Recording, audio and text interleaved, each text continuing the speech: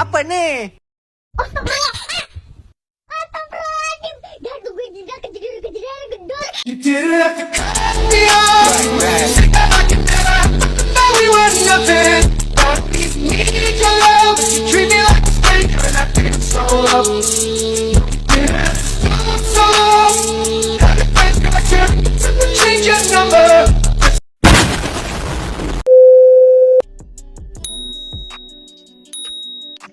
Halo, perkenalkan nama saya Vita Mandale dengan NIM 2206 11010353. Hari ini saya akan membahas tentang pajak penghasilan umum atau yang disingkat dengan PPH.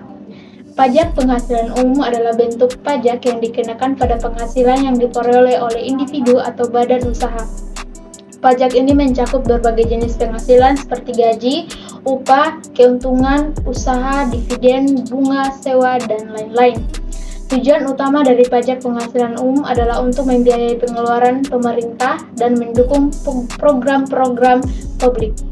Tarif pajak biasanya berdasarkan tingkat penghasilan, di mana penghasilan yang lebih tinggi akan dikenakan tarif pajak yang lebih tinggi pula. PPH memiliki yang dimaksud dengan sumber pajak.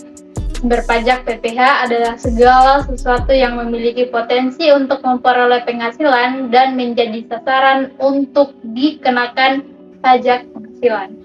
Adapun subjek pajak dikelompokkan dalam 4 bagian, yaitu yang pertama ada subjek pajak orang pribadi, dan yang kedua subjek pajak badan, dan yang ketiga subjek pajak warisan yang belum dibagi sebagai satu kesatuan menggantikan yang berhak, dan yang keempat atau yang terakhir adalah subjek pajak belum usaha tetap atau BUT.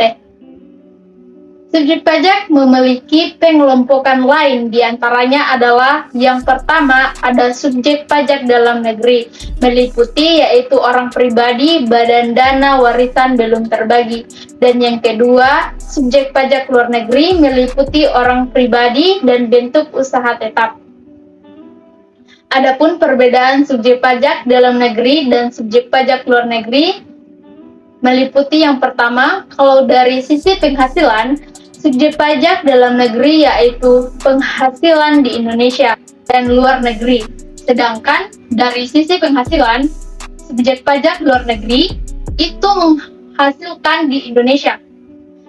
Terus yang kedua dilihat dari sisi perhitungan PPH pula, subjek pajak dalam negeri menggunakan 2 tarif, yaitu yang pertama ada tarif pasal 17 Undang-Undang PPH, penghasilan neto, dan yang kedua tarif khusus dikali penghasilan neto. Sedangkan jika dilihat dari sisi perhitungan untuk subjek pajak luar negeri, yaitu tarif sepadan dikalikan dengan penghasilan bruto. Dan yang ketiga atau yang terakhir dilihat dari sisi kewajiban melapor subjek pajak dalam negeri, wajib menggunakan SPT atau surat pernyataan. Sedangkan dari sisi subjek luar negeri, kewajiban melapornya itu tidak wajib menggunakan SPT atau surat pernyataan.